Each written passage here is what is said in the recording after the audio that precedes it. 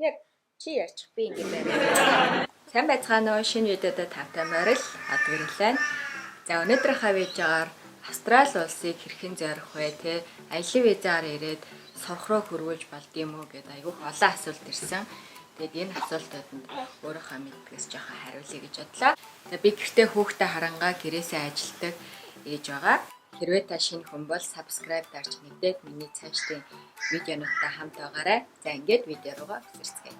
За нэлээд олон хүнээс Австрали руу гэр бүлээрээ явбал ямар байдаг вэ? Анханасаа сурахаар явах уу? Аялын визаар очиод сурах руу хөрвүүлж болох уу гэд асуултууд маш олон ирсэн байсан.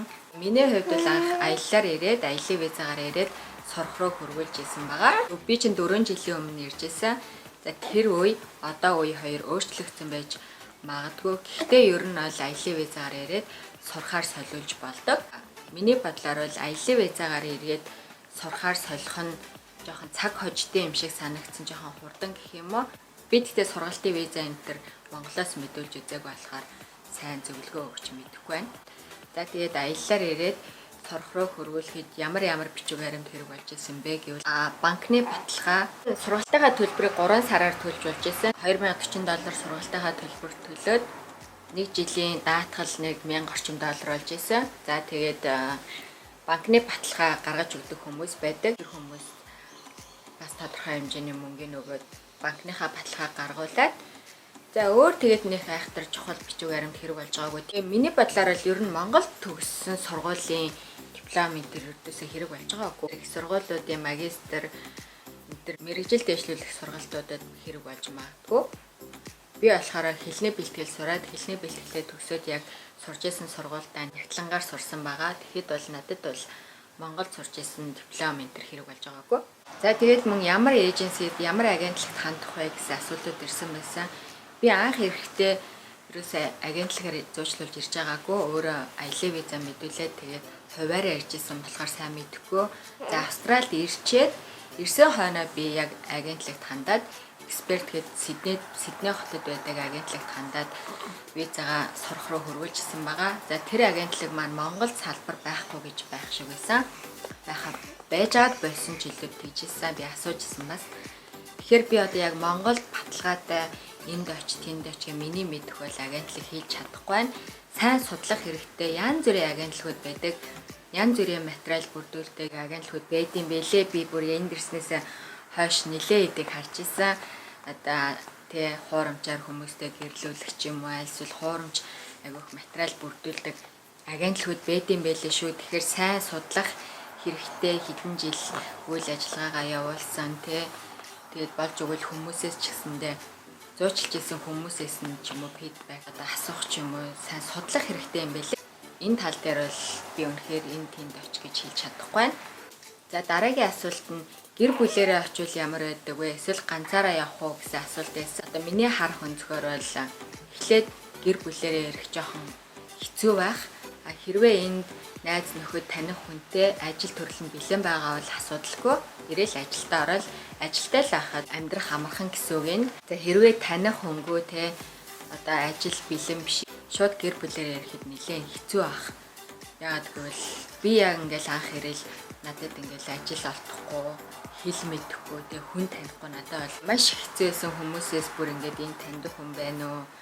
Ажил олоход туслаач гэж би 2-3 хүнээс асууж байсан. Сиднейд байдаг нөгөө гутлын брэндтэй Огигоос хүртэл мессеж чижээд одоо би ингээд ийм хүн ингээд ирсэн. Тэ надад ингээд ажилд ороход туслаач гэд мессеж чижсэн. Тэгээд мэдээж хариу бичихгүй шүү дээ. Харахчгүй бах тэ.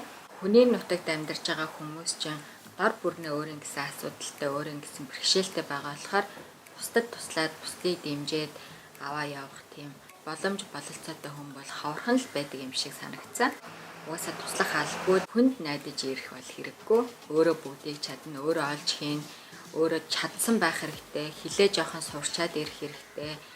Гараад наад захын хүмүүстэй харьцах хэлний бэлтгэлтэй ирэх хэрэгтэй юм билэ. Мэдээж өөрийнхөө оронд яаж амьдрахад ямар хэцүү байгаа вэ? Гадны орон тэрнээс хэд дахин илүү хэцүү байна гэсэн үг. Тийм болохоор сайн төлөвлөх хэрэгтэй, хоорондоо сайн ярилцах хэрэгтэй. Сайн судлах хэрэгтэй. За би бол угаасаа харанхуу бүр ингээл шууд боломж олдонгууд л хүрээд ирсэн байхгүй юу. Би бас айгүй тийм нэг эрэг амар позитив хүн. Ер нь юмыг жоохон болохгүй байх, бүтэхгүй байх гэж айдаггүй, шууд л хийчдэг. Тийм болохоор би тэгэл хүрээд ирсэн. Ер нь бол болдог. Гэр бүлээрээ ирэх гэж байгаа бол бас нэлээд нухацтай хандах хэрэгтэй. За ер нь дийлэн хүмүүс бол анх гадагш явах чаал гэр бүлээрээ л явах хэрэгтэй гэж боддог.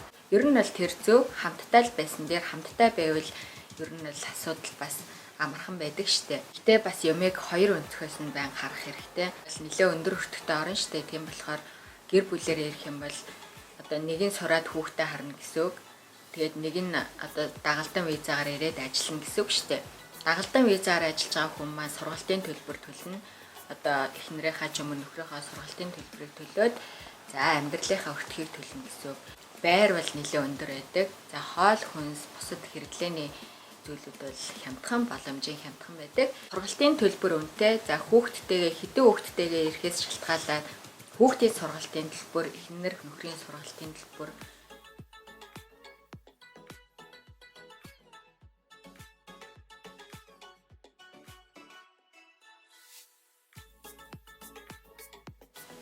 тэр талдаа бол ер нь жоохон чанга байдаг.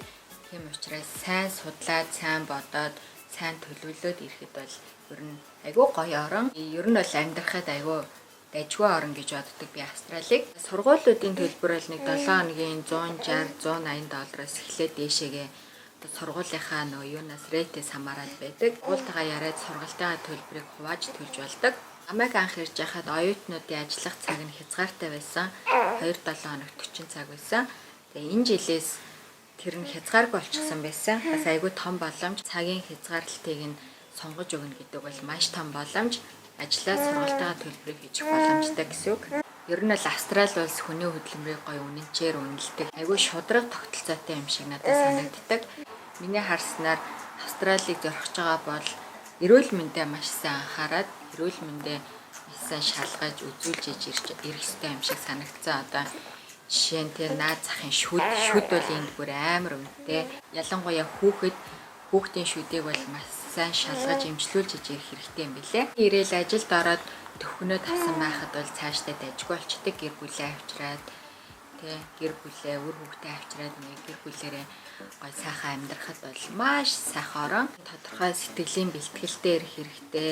Ажилгүй 2-7-3-7 хоног гэсэн тийм бэлтгэлтэй ирэх хэрэгтэй юм билэ. Дараагийн нэг асуулт нь Монголоос юу авч очивол болох вэ гэсэн асуулт байсан. За Монголоос юу авч ирэх вэ гэвэл өөрийгөө л авч ирнэ. Өөрийгөө л сайн бэлдэж ирнэ. Сэтгэл санаагаа болон одоо өөрийнхөө биеийн эрүүл мэндийг л сайн бэлдэж ирнэ. Тэрнээс бол энд бүх юм хямдхан, бүх юм бэлэн байдаг. Монголд хэрэглэдэг бидний бүхэл хэрэглэгддэг зүйлүүд энэ бүтээгдэхүүнүүд энд байдаг. Хориотой бүтээгдэхүүн хилээр авч орж ирэх ч юм уу тэгж оролдох ямар ч хэрэггүй. Өөрийгөө сайн бэлдээл эрүүл мэндээ сайн базаагаал тэгээд болно да. За тэгэд нэг иймэрхүү байна. Өөр асуух асуултууд байвал та бүхэн доор комментээр ч юм уу миний доор байгаа сошиал хайгуудаар холбогдоод бичээд үлдээгээрэй. Би чадах чинээгээрээ хариулж туслана. Би бас Австралийн талаар видеонууд хийсэн байгаа. Тэр видеонуудыг маань үзээрэй. За хаана аль хотод монголчууд их амьдардаг вэ гэвэл Сидней хотод монголчууд дийлэнх монголчууд ер нь тэнд амьдардаг. Монголчуудын том хороолол байдаг болохоор монголчууд хамт ажиллаад, хамт сураал, хамт амьдрал яг Монголдо байгаа юм шиг амьдардаг юм байлээ. Бусад хотуудад бол харьцангуй монголчууд цөвдөө одоо жишээ нь манай хотод монголчууд маш их цөөхөн байдаг. За миний хувьд бол би анханасаа монголчуудаас авах хилээ сайн сурна гэж зорьсон болохоор монголчууд багтаа хотыг зорьсон байгаа. За ингээд өнөөдрийн видео маань жоохон ч ихсэн хариулт өгсөн байх гэж найдаж байна.